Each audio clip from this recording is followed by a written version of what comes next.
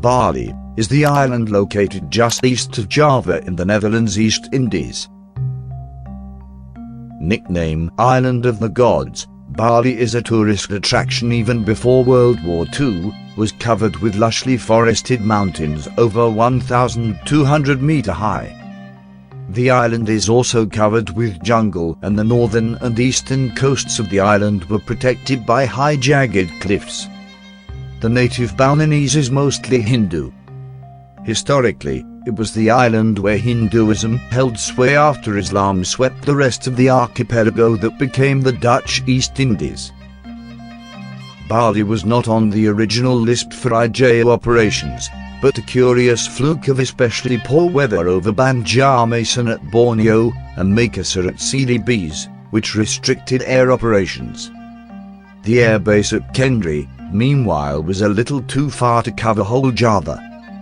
As a result, almost a week of combat missions in early February had been prevented by bad weather. It was this inability to bomb Surabaya on a regular basis that prompted the Japanese to move on Bali. Clear weather farther south made airfields on Bali an important part of the plan for the invasion of Java.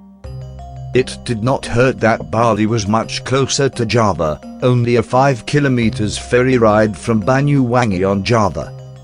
It also allows Japanese aircraft to range out into the Indian Ocean to cut off reinforcement of Java from the south, and even bomb the last remaining Allied naval base at Cilacap.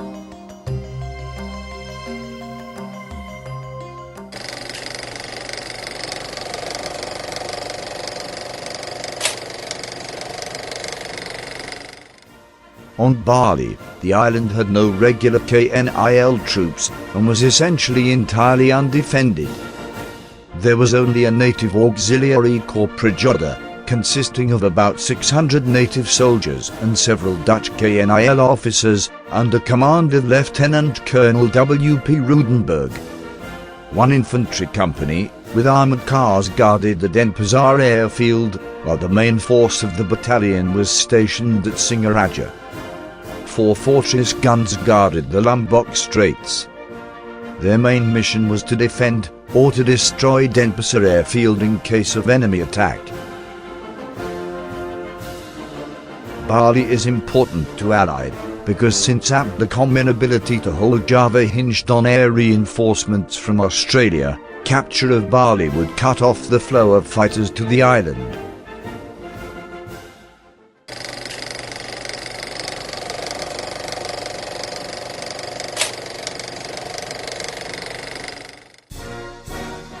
For the invasion of Bali, Japanese would strike through the Central Force, commanded by Vice Admiral Ibo Takahashi. For the ashore operation, the Kanemura detachment were tasked to capture Bali. As the Sakaguchi detachment at Bandjermasin was unable to obtain assistance from the Navy to transport its troops for the attack on Bali, the Kanemura detachment, under the command of Major Matabe Kanemura, was comprised from the IJ 3rd Battalion with less 1 company of 1st Formosa Infantry Regiment, from the IJ 48th Division. The detachment was ordered to leave Lingayen Gulf and assemble at Makassar, prior to the attack of Bali. Their objective was Sanoa Roads, on the southeast coast of Bali, on the Badung Strait, the closest landing point to Denpasar. The convoy consisted of 2 transport ships would escort by 4 destroyer of 8th Destroyer Division, under command of Captain Abi Toshio. While light cruiser, Nagara, flagship of Rear Admiral Kuji Kupo with 3 destroyer, were provided as the covering force from a position in the Banda Sea to the north.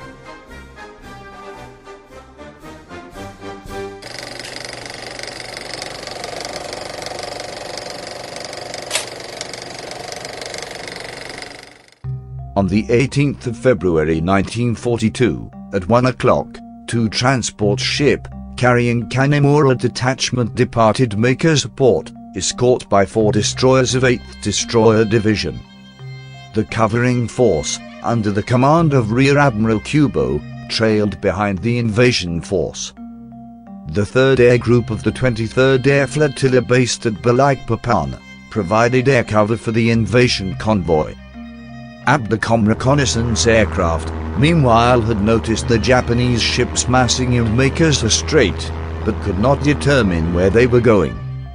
In the afternoon on the same day, it became obvious by Field Marshal Archibald Wavell that the Japanese invasion was headed to Bali, and was at pains to counter them. Since the Abda Naval Strike Force was still widely scattered after the clash at Bangka Strait. Wavell then orders the Abda Naval Strike Force commander, Rear Admiral Dorman, to intercept the invasion convoy. With his strike force now widely scattered, there is no time for Dorman to concentrate his ships. Instead, he ordered his ships to make for Bali, while he formulated a battle plan on the fly. As a result, his attack would consist of 3 waves, in which started from 3 different points around Java and southern Sumatra.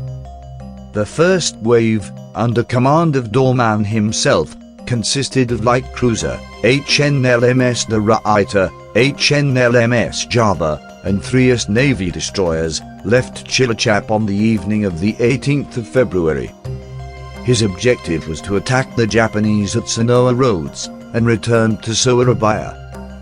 The second wave consisted of the American 58th Destroyer Division, under command of Binford, was orders to leave Ratai Bay at full speed, and join the Dutch light cruiser, HNLMS Tromp at Surabaya, then proceeded to Badung Strait through its southern entrance.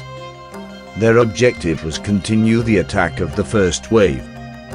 The third wave consisted of 7 Dutch motor torpedo boats, would depart Surabaya at 2100 hours on the same day, headed for Pangpang Bay for refuel, and covered the short distance from Java to Bali. Their task was to torpedo any cripples Japanese ships. Dorman's plan called for each of his 3 waves to attack independently. The last instruction was sent from Dorman to his strike force: "Take off, you're on your own."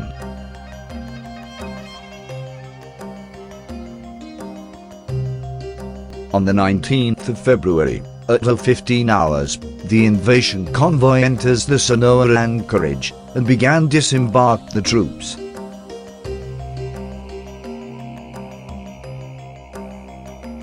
At 1 o'clock, the Kanemura detachment successfully went ashore and headed westward toward Denpasar airfield.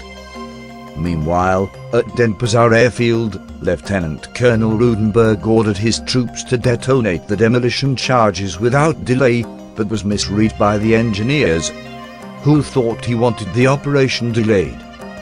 The situation gets worse when 600 poorly motivated Balinese deserted almost immediately after Japanese landings. Meanwhile, on Badung Strait, the only Abda sea forces in the vicinity were the American submarine, USS Seawolf, and HMS Truant, a British submarine. They made contact with the Japanese at 2 o'clock, but did no damage and were driven off by depth charges from Japanese destroyers.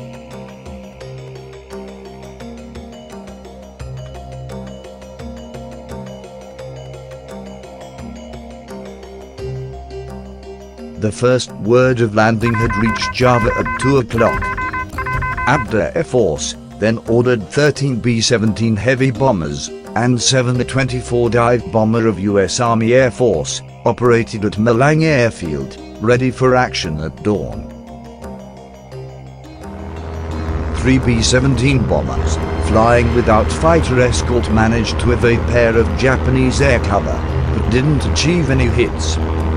At 6 o'clock, 4 more bombers were bounced by the 2 covering Zeros.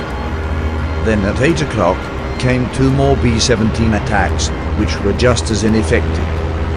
Finally, came 2 A-24 Banshee dive bombers of the 91st Bomb Squadron. They managed to put a bomb into the engine room of the Japanese transport, Sagami Meru.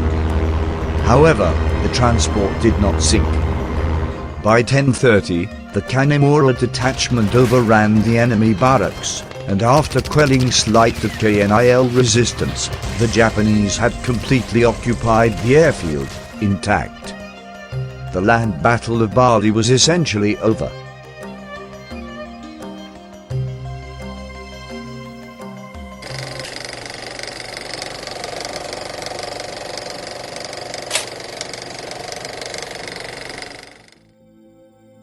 For the invasion convoy, the disembarkation of troops from the transport ships was mostly completed by around 1700 hours.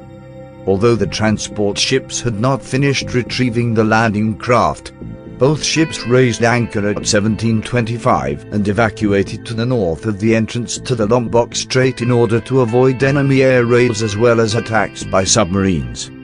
From here, Rear Admiral Kubo Covering Force had completed his objective and set course for Makassar, as well as destroyers Arashio and Michizio, who were detailed to escort the crippled transport ship Sagami Meru, who were able to sailing at the speed of 7 knots.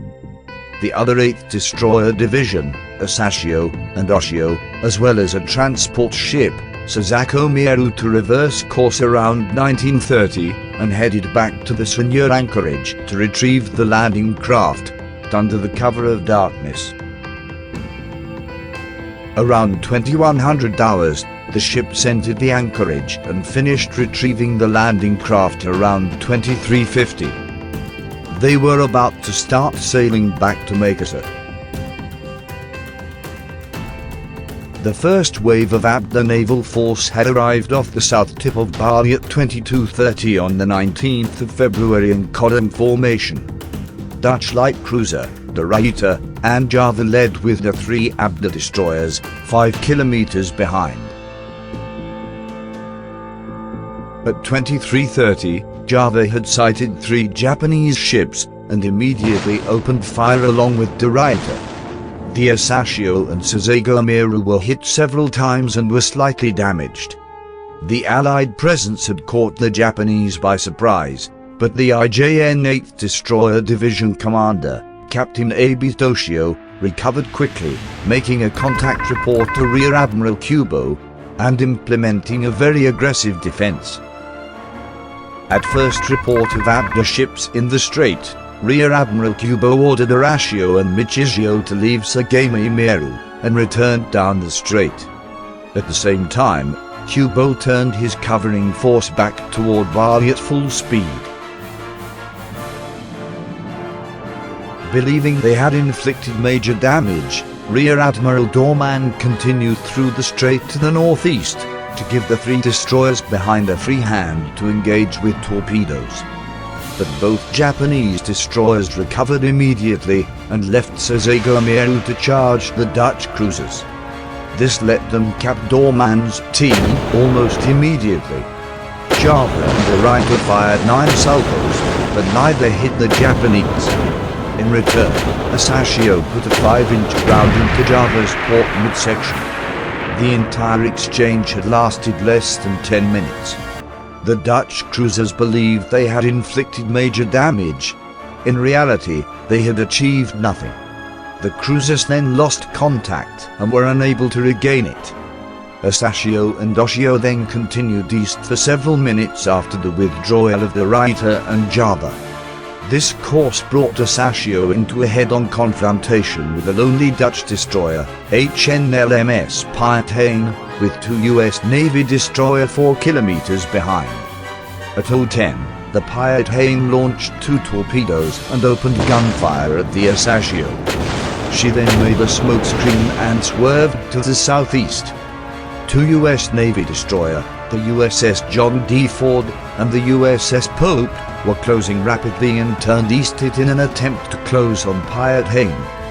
Meanwhile, the Piet Hein took 2 hits from Japanese gunfire and damaged the boiler room at 0:15 on the 20th of February. Piet Hein went dead in the water. Oshio then joined her sister in beating up the Piet Hein. Together, they launched 9 torpedoes at the drifting destroyer, which sank instantly, along with her captain and crews. John D. Ford, and Pope were immediately put on the defensive, as Sasio and Oshio aggressively closing on the Americans. Initially, the Americans had orders to continue north up the Badung Strait, but when the Dutch destroyer went down, they veered away from the battle as John D. Ford engaged Sasio. Swayed by Sasio's gunfire at 024, Pope and John D. Ford continued circling south as they tried to get back on a northern course while trading gunfire. Pressure from the Japanese ships was so strong that the American destroyers never completed their loop to the north. But by now, the Americans had enough. Pope launched 5 torpedoes as John D. Ford laid smoke to cover her stern. This held off the Japanese destroyers long enough for the Americans to break off and retire south at full speed.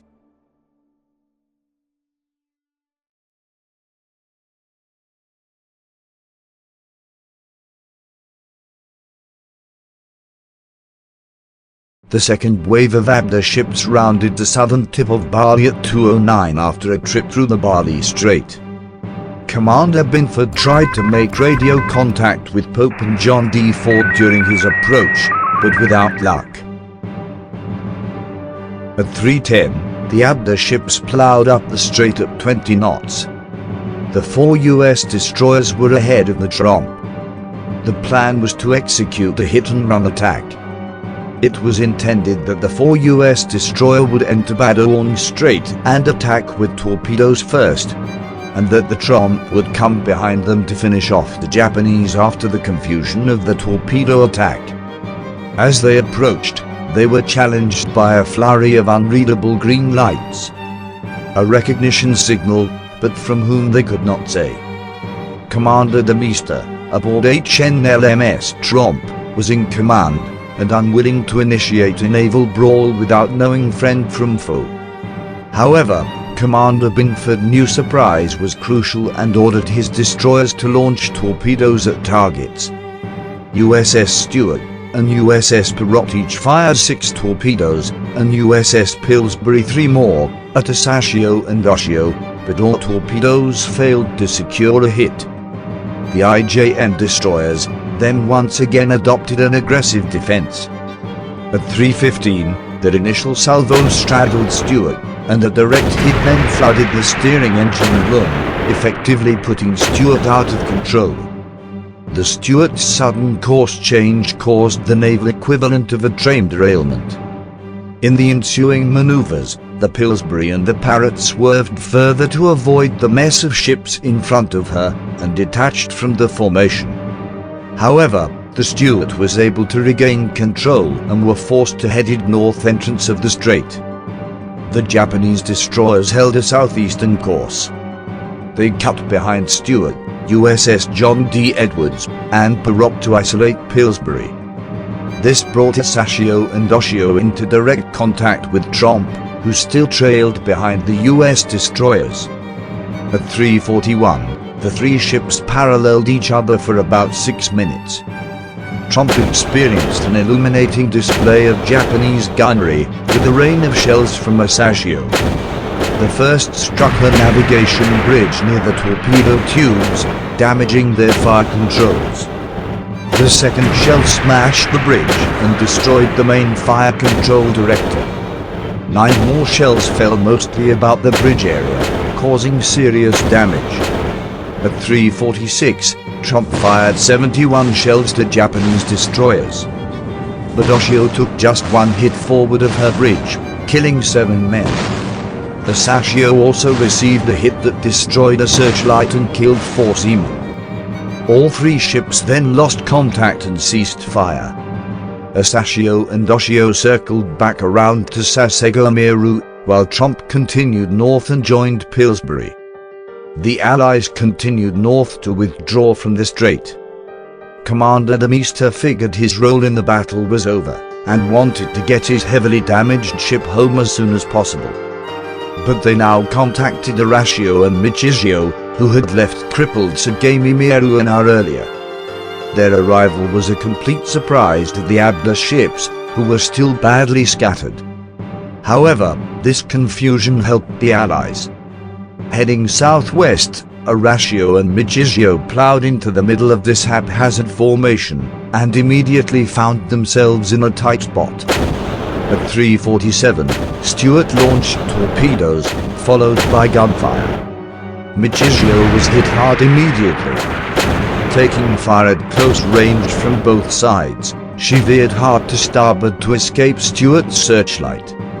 Attempting to turn north, Michisio ran into a rain of shells from John D. Edwards, which crippled her. With her engine room wrecked, Michisio went dead in the water, with 13 dead and 83 wounded. After this brief engagement, both sides continued on their respective courses at high speed.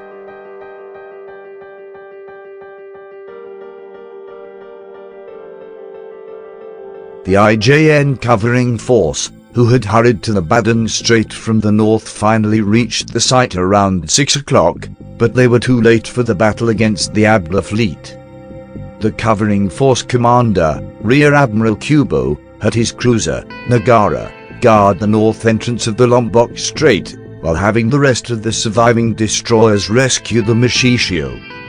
Approximately 3 hours later, the third Abla wave, consisted of 7 Dutch motor torpedo boats, came up the strait. They split into one group of 3 boats which came in close to shore, and a second, which came in about 6 kilometers out. Sitting low in the water, they could not see much, and saw no ships in the strait. One of the boats reported a shadow to the south, but was unable to close as it retired at high speed. They then returned to Pangpang Bay for refuel, before heading home to Surabaya. At 10 o'clock, the Japanese ships started to withdraw from the strait, as the Horatio towed the crippled Michisio back to Makassar.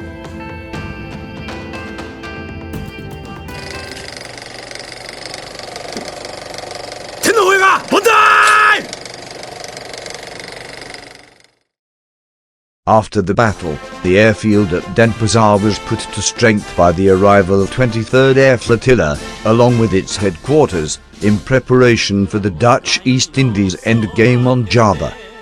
The last stepping stone to Java now in Japanese hand, and the Central Force objective is now complete. For the Allies, with Denpasar in Japanese possession, the flow of fighter reinforcements from Australia by air was now cut off. At the same time, the Japanese quickly intensified air sweeps over Java, and soon they would eliminate most remaining Abla air power. After the Battle of Badung Strait, the Allies were at that time under the impression that they had obtained a victory. They thought to have sunk a Japanese cruiser and have damaged 2 more cruisers and 2 destroyers. In retrospect, it was a disaster for Abdacom. Despite heavy air attack, 2 submarines, 3 light cruisers, 7 destroyers and 7 torpedo boats, the Japanese suffered only severe damage to an empty transport and 2 destroyers with light and severe damage. More depressing that, the 2 Japanese destroyers defeated an Allied force that outnumbered and outgunned them. Either of the first waves should have been more than enough to defeat the Japanese. Instead, Abla lost a much-needed destroyer and damaged a light cruiser. With Sumatra in the west, and Bali in the east now in Japanese hands, for all practical purposes, Java was cut off.